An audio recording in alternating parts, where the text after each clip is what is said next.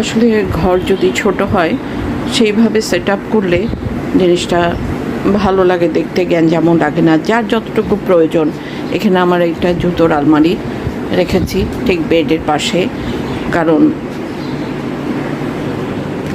অল্প জায়গাতে এইভাবেই সাজিয়ে গুছিয়ে রাখতে হয় প্রত্যেকটা জিনিস, দেখতেও সুন্দর লাগে। আলমারি খুললে সব হাতের কাছে পাওয়া যায়।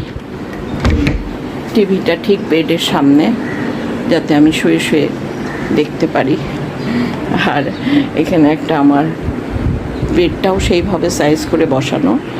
এখানে আমার আলমারি, আমার কাপড় চোপড়, এখানে আমার ঠিক কসমেটিক্সের সব কিছু, হাতের কাছে সব কিছু সাজানো। আর এখানে